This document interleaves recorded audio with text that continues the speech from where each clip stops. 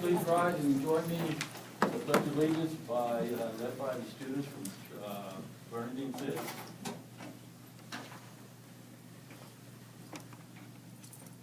I pledge allegiance to the flag of the United States of America and to the republic for which it stands, one nation, under God, indivisible, with liberty and justice for all. Miss Sosa here? Oh, there she is. Right here. You stand up taller.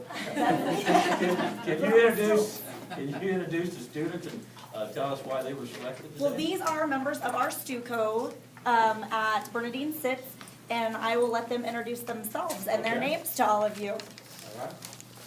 Hello, my name is Kyle Miller.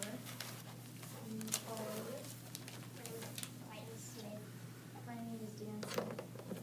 And again, these are members of our STUCO team that Miss Burnfin runs 5th and 6th grade STUCO, and these are some of the kiddos that she picked out to lead our pledge tonight. Awesome. Well, we'd like to take a picture with them. Yes, If, absolutely. Would you like to come up with this also? Miss Burnfin? Miss Burnfin, come on. Please. Come on.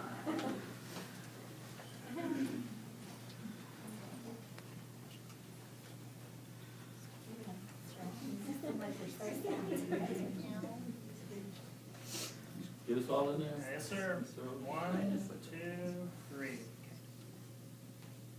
Thank you. All right, thank you, guys. Now, will you come so we can shake your hand? Just start over there.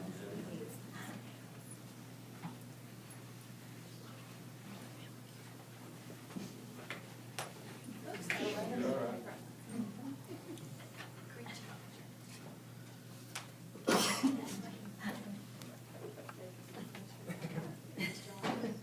How about a pen? You want one of these pens? All right. How you doing? Grab me a pen. Thank you for being here. Thank you. Good job.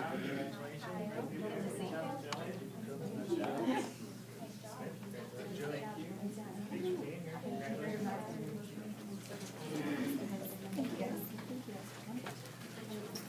Thank you.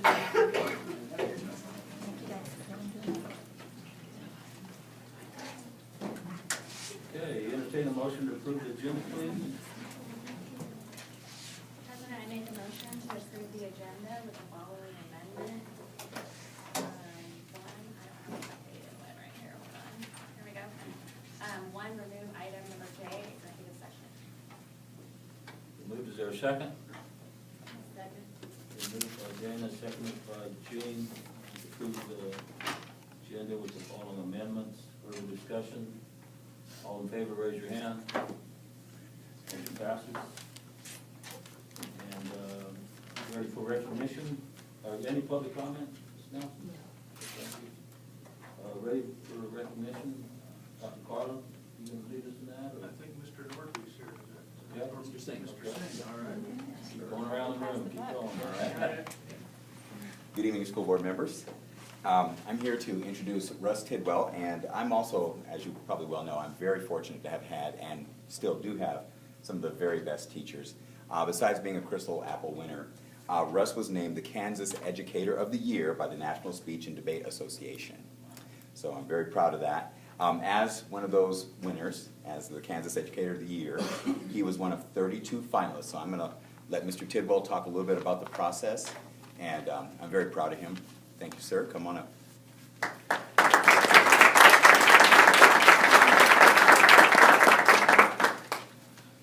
Hi.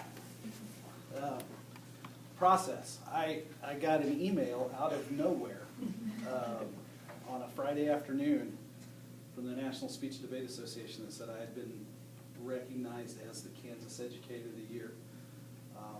At that point, I went back to figure out what the process was because I didn't even, I knew that they had established that award a year or two ago. I've been lucky in my career to win some survival awards. That's what I call them, things that happen because you've been coaching long enough, you know. This was different because this was specifically an educator award. This was about what happens in the classroom. And so the process was that there had to be a nominator who was another educator, and there had to be 2 other educators who wrote letters of recommendation. And I know, you know, I'm a researcher. I did some digging to figure out what happened, and was really humbled to have had a nominator who was who's a retired debate and forensics coach, who I hold in incredibly high esteem from the Topeka area, and to have letters of recommendation written from another educator in the state and from another state. And so then the process was try to be a national finalist, which I'm not. But that process was to write an essay that was 1,200 words on my view of the importance of speech debate education in the classroom. And I was surprised at how much I learned about what I think about teaching from that process. I saw the list of the other 30, I think it was 37, the other winners from other states, and I thought, when I saw the list, it was amazing to be included in that list of people, many of whom I know from my work at the national tournament. To be included with that group of people, that caliber of educator, and to be just a kid from Guyman who got the opportunity to do what he loved was pretty humbling to me. But I discovered through that process that what happens in my classroom is much more important to me now than it was 15 years ago. 15 years ago, I just wanted to be a coach. I just wanted to get those kids to tournaments. I wanted to win medals. I wanted to win awards. The power of these activities, and I've said every time I've been able to stand in front of this board for any kind of recognition, I appreciate that I never have to worry about whether this district values communication education. I never have to worry about whether this board, no matter what the makeup of it is, I never had to worry about support at the district level. And these activities, what's magic about them is they take all of the other disparate parts of education and they give it a voice. And I love watching that happen in kids. I love helping draw that out of them. They'll probably tell you beat that out of them. But to see the kids, the lights come on, and to see them find their voice and find their way to tell their story is the most powerful thing I've ever been a part of. And it was true when I walked into a speech classroom as a junior in high school, and it's just as true today. So I got an award that I'm pretty humbled to have gotten, but that award is supported by years of other educators who've helped me, years of other administrators who've helped me, and I'm just happy to be here.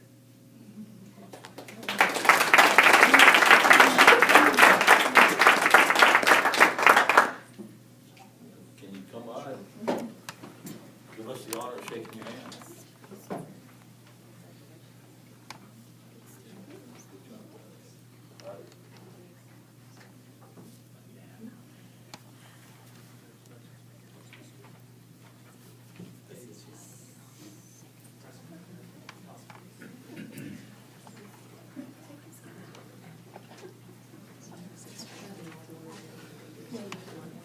As Mr. Tidwell's kind of finishing up there, I don't know how much this is widely known in our community yet, but Garden City High School has been selected to host the state debate tournament next year. And that kind of thing wouldn't happen if we weren't recognized in the state as having an outstanding program and an outstanding leader of that program. And it will be a tremendous amount of work that Mr. Tidwell agreed to be involved with, and which isn't a surprise because he already puts a tremendous amount of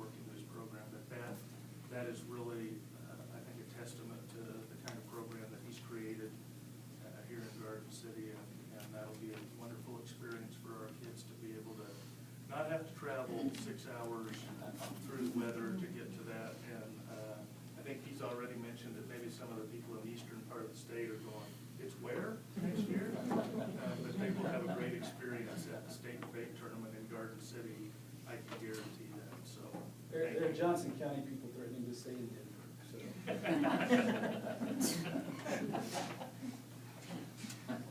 That's crazy.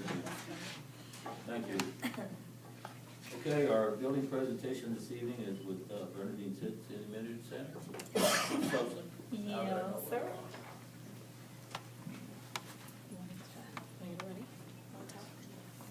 All right, well, good evening, everybody, the board and everyone.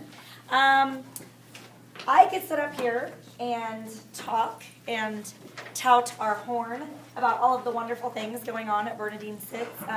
This is my first year at Bernadine Sitz, coming in from a different district from the past 12 years. So, you know, I came in with lots of ideas, of course, and my staff is absolutely amazing and has let me take a lot of the ideas at the beginning of the year and has actually put all of the work behind them and making all of these ideas come to life. So at the beginning of the year, one of the things that we did is I had asked all of the staff to please sign up for one of 3 teams. Those teams being an academic team, a behavior team, and a family engagement team. And so I wanted every single person on my staff involved in one of these 3 teams.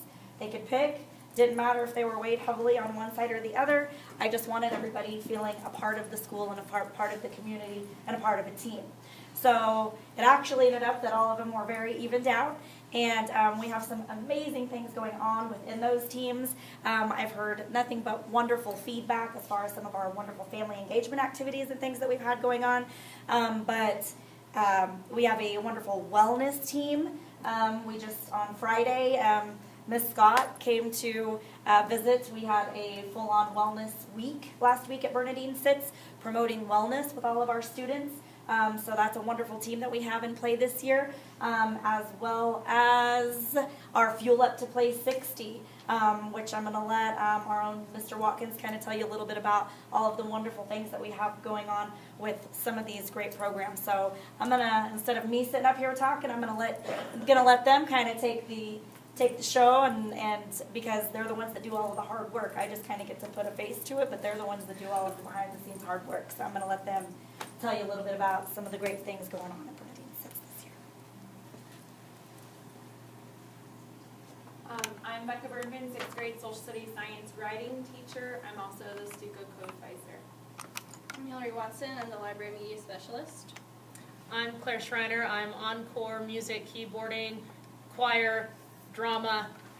Yeah, I have a lot. I'm Michaela Stevens, 5th grade social studies science writing teacher. Michelle Law, 5th grade math, and I serve on building leadership. I'm Darlene Coffey. I'm the school nurse, serve on the wellness team. Brian Watkins, and I'm a PE teacher.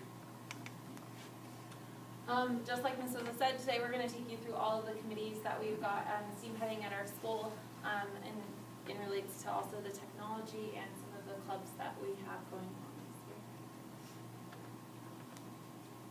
year. Okay, so this is our family engagement team. We do have some pretty faces missing in this picture. But our first event of the school year was a family movie night. We got Garden City Rec to bring out their huge inflatable screen, and we played Captain Underpants, which is a huge hit for our 5th and 6th graders. We also had a popcorn bar and I believe bottled water for them to have as well. And they brought blankets and chairs and were able to sit on our lawn and just have a good time with their family and friends and watch a movie. And then our next event that we had was our family chill night. We did a hayride, we did family pictures. So families were able to come into our background and they were able to take pictures, and then we later distributed to them. And we thought that was very important because some of our families don't get to take yearly Christmas card photos, so we thought that.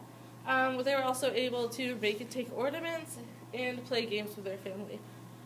So our next event that is coming up is Susan the Park, and Becca will talk to you. We were contacted by Downtown Vision with the idea of collaborating with the school and their community, bringing our family engagement to the community instead of the community coming to our school. So the next first Friday is called Seuss in the Park. And so Bernadine Sitz Family Engagement Committee, we're going to have a booth there where we're going to have bookmarks that can be colored at our station. And some of our ideas is like tracking our feeder schools, which is a big part of the new vision from the state, is the bigger schools going down to elementary schools and getting to know a friendly face, so when they come to our building, they don't not know someone or a friendly face. And our Stuco is getting involved as well. So we're really excited to have that collaboration between the Downtown Vision and Bernadine Sitz. Behavior. Hey. All right. So I am also on the behavior team. There's music. Do I need to speak up a little bit? You're good. Okay. Oh, hey. Perfect.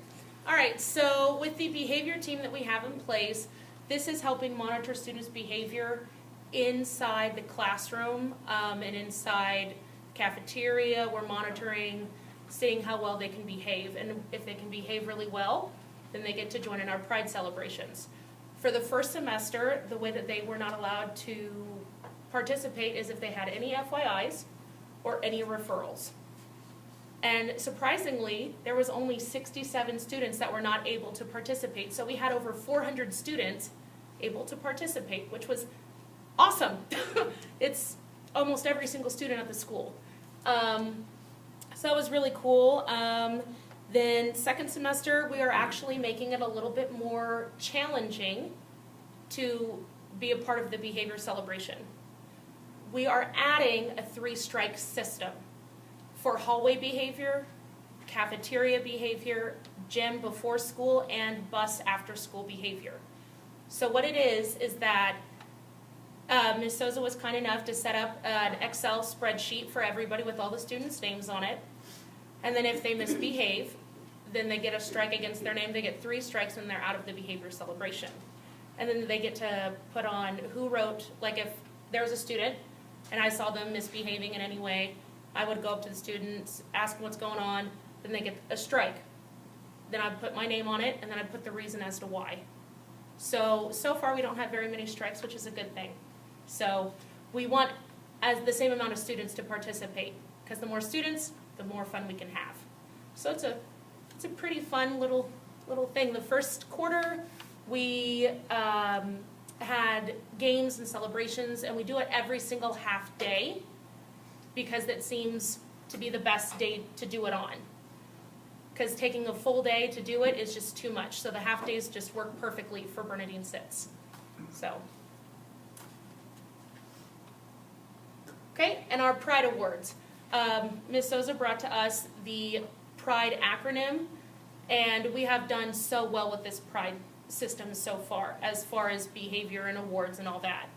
Each student needs to follow along with our PRIDE acronym that Ms. Souza reads in the announcements every day. It stands for preparation, respect, integrity, determination, and excellence. At every quarter, we ask the teachers to select 3 students from each team that show the best PRIDE example for the school. And then we have a huge assembly. They get awards, they get certificates to show you are amazing. You went above and beyond. And that's why they get the Pride Awards. It's a pretty big deal, and we make it as fun and hip as possible. I'm going to talk about academic, and just an FYI, Bernie the Bulldog is new to us this year. He was ordered last year toward the end with funds raised through Student Council, and I think he came all the way from China, maybe. Anyway, he has added a really nice touch to our school activities and events this year. So if any of you would ever like to be Bernie, We take volunteers. All right. The purpose of the academic team was to recognize and encourage academic success. And so we came up with our A honor roll and our AB honor roll. And this past semester, we recognized right at the end of December before they went home, I think it was it? Yeah. Yeah, over 200 students who received A honor roll or A and B honor roll recognition. And the way we did this was through, they received a certificate with their name typed in, and teacher name and principal name, and we printed them out on really nice cardstock in color and very nice for them to keep, as well as a brag tag, which is right here, and honor roll and superhero for depending on if it was A or A and B honor roll, and the brag tag they attached to their lanyards and their student IDs so that they can collect them. So that's something we hope to kind of continue with as a tradition, kind of something to strive for. As well as their PAW poster up here in the left-hand corner. It goes in the hallway with their name on it and what grade level and whether or not they're on A or AB honor roll. So we have several ways to recognize and notice. After they receive their certificates, then typically then either the same day or the next day, they gather at grade level for bingo and prizes, kind of a way to celebrate as well. And Ms. Watson has volunteered and handles that. And we want to encourage and promote this in ways that parents know what's going on. We monitor and track through Skyward if that's an option for parents, as well as every 3 weeks we send home progress reports. And parents have to sign and return those. And if there's any missing assignments or missing work or anything that reflects or explains what their grade is, that's attached to the progress report so that parents know what's going on. And we give the students opportunity then to get those things caught up, done, turned in. So we want our students to succeed, and I think this has really made an impression on our students. And I've overheard kids that didn't make it, but that's their goal, they're striving for that this next 9 weeks, and it's gone really well, and we want to continue with that. So. Last school year, the 6th grade social studies science teachers went to a symposium of sorts by Dr. Gifford, who introduced the new Kansas Can's vision on civic engagement that they're going to be bringing down in the next few years. It was kind of our sneak peek as to what we should be doing as a building, and then how we can help our district participate in more civic engagement events. And so part of the civic engagement is not just learning social studies, civics and social studies, it's across the curriculum. So we have shared the civic engagement vision with our counterparts during these half-day trainings or PLCs that we get to meet with all of our other social studies teachers. But at Bernardine Zitz, we wanted to start taking a step forward to showing that we're showing our civic engagement worldwide. So one of the things we came up with this year was something called Bernie the Bulldog. And it's similar to Flat Stanley, if you've ever heard that in a 2nd or 3rd grade classroom, except this is Bernie from Bernadine. And the kids came to us with an address. I think there were less than 10% that needed an address to be given to. And she is sent to 5 people before she comes back and makes her way to the Wall of Fame. Every single student, 5th and 6th grade, received a Bernie to color and to distribute to their first mailing. And that person mails it to the 1st, 2nd, 3rd, 4th person until it comes back to us. We have over 200 locations on our map. Some are duplicates, but it's fun to see. It's been displayed in our hallway. The kids get very excited on Monday to see if we got emails from people across the world emailing us where Bernie has been. I think some of the coolest places is Bernie went to Hong Kong, so that was pretty neat. And so this is just something that we're taking a step forward. It follows the 5 themes of geography, which are prevalent in 5th and 6th grade social studies. And the people have to answer questions that the class reviews, and then those answers get posted on this wall in our middle hallway. The second step we took is 6th grade science this year. We go over energy. So we took our entire 6th grade, all 247 of them, to Sunflower Electric. So we could have a community-based learning environment. We're taking the learning of the community and bringing it into the classroom, as opposed to the teachers just always telling them or them looking in books. They got to hands-on experience. They got to go to every level, including the roof of Sunflower Electric, and that was probably one of the coolest experiences that our 6th graders could have ever done on a field trip locally. So we're pretty jazzed about that. Okay, from the health room, this year with the help of the PE teachers, I weighed and measured 477 children. 9 of those fit the underweight category, 223 fit the healthy weight category, 89 the overweight category, and 156 the obese category. So our healthy weight children and our overweight children were almost just the same. So through that, you know, we see that health is essential for people to lead a productive life, physically and mentally. And it's our job to teach the children to value and how to lead a healthy life. A few years ago, we were cut a nursing position, and so I go to the high school one day a week. And one of the things that has really stood out to me there was we take high school students' blood pressures and fax them to the doctor on a regular basis because we already have high school kids with blood pressure issues. And I also see kids with a lot of anxiety. And so that has just kind of shown me that we need to be a little bit more vigilant about trying to incorporate health into our curriculums so that we can help these kids learn some coping mechanisms and how to live well. One of the things that we did, we have a health committee, and we have 10 members on that health committee. And one of the things we started was Wellness Wednesdays. And the theme behind that is getting the staff to also become active with the kids, because I think it's important if the kids see us having fun and being active, they will be more active. And so Ms. Bernfin, every Wednesday, finds us a Go Noodle, and we begin, in her class, we begin the day with the Go Noodle, and she's faithful to call me down there to make me do it with them.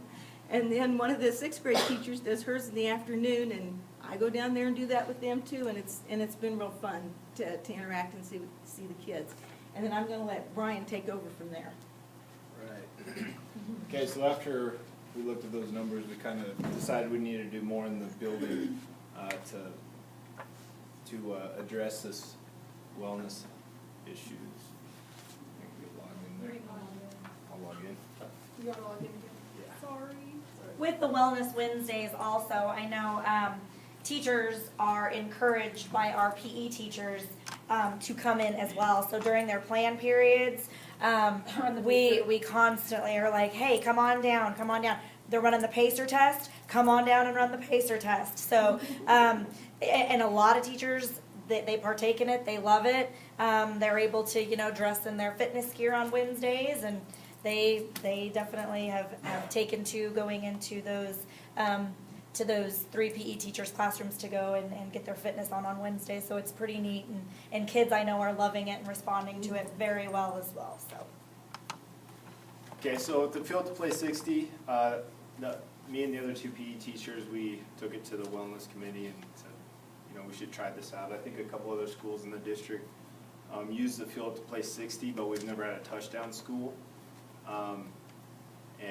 We kind of just talked about it in the health committee, and then the other PE teachers and I decided that our goal was to become a touchdown school before Christmas break.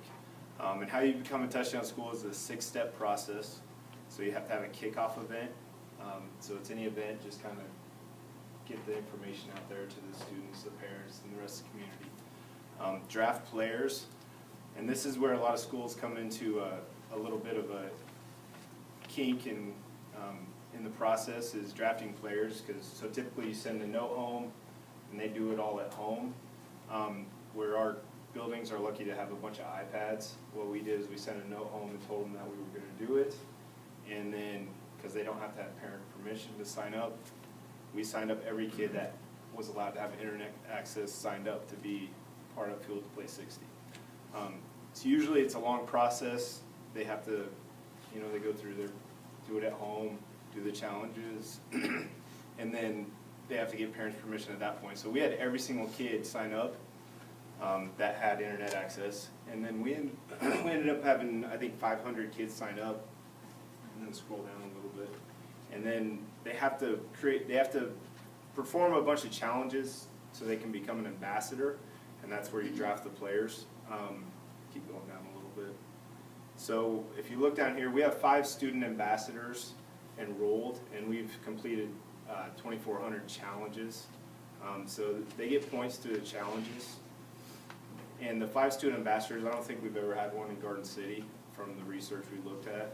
So to become a student ambassador, they have to accrue like 1,000 points through Field to Play 60, and then their parents give them permission if they're under 13, and obviously everybody in our building's under 13. So we got this 5 student ambassadors, which allowed us to go to the next steps. So the next steps is you have to do a physical activity play, and our plan was to do the 100-mile club, but we kind of ran out of time before the deadline to apply for funding. So we just tied it into our Wellness Wednesday. So that worked out pretty good as our physical activity play. And then we also have to do a nutrition play, and we kind of got lucky with that too, because Big Brothers Big Sisters does a healthy snack after school every day, so we tied into that as our nutrition play. So as long as they sign up for Big Brothers Big Sisters, they get a snack every day after school with dairy. It's always milk and some sort of healthy. So we had big plans, but then we just kind of used what we already do. And then after that, you light up the scoreboard, so you basically have a success story in your school. And we had several success stories with our programs that we do through the Wellness Committee. So we use that, and that's how we became a touchdown school. Like I said, if you look on the scroll there a little ways, in the state of Kansas, touchdown schools, we were the number 6 school this year in the state of Kansas. And there are only 30 schools in Kansas that have become a touchdown school. And we were the 6th one to do it. So we met our goal there. Unfortunately, we didn't get the funding that we were asking for, but we just wanted to see what happens, because we read through it and we just want to see what happens if we become a touchdown school. So basically, they just send you a whole bunch of information, and they set you up, basically give you guidelines to start a wellness committee, which they call like your wellness team. It's all football based. So we went ahead and did that, and we started a youth wellness committee in our building, and it's just in the beginning stages, but I think eventually it'll be good, and they'll work with the health committee, and I just think it'll end up being pretty good for our building. Then after that, these are pictures from our kickoff event. So that was our first kickoff event. I think we had around 60 kids show up, which wasn't that great, but it was the worst day of the year to possibly have a kickoff event. I think there was like 90-mile-an-hour wind or something. All right, and then our health committee decided to do the Turkey Trot 5K and 1-mile run. And what we did there is Miss Coffee went to Walmart and asked for donations, and they ended up giving us 3 turkeys. So we gave away 3 turkeys, not to the winners, we just drew them. Whoever participated, we drew. It was a free event. We let everybody participate for free, and I don't have the exact numbers here, but I think we had around 60 participants. So it was pretty good, and almost our entire health committee participated, so that was a win. We plan to do another 5K in the spring. And then the next thing we did was Wellness Week. So Ms. Burnfin and Ms. Sosa and one of our health committees came up with the idea for Wellness Week. And they already have a Wellness Week in the district, but we wanted to kind of expand on it and make it a little bit bigger and get our kids a little bit more excited. So on Monday of our Wellness Week last week, we did blackout. So everybody was supposed to wear black to reduce screen time. And we did our Wellness Week door decorating. And this goes along with Fuel to Play 62. So we'll submit all these to the door decorating contest. It's a national contest.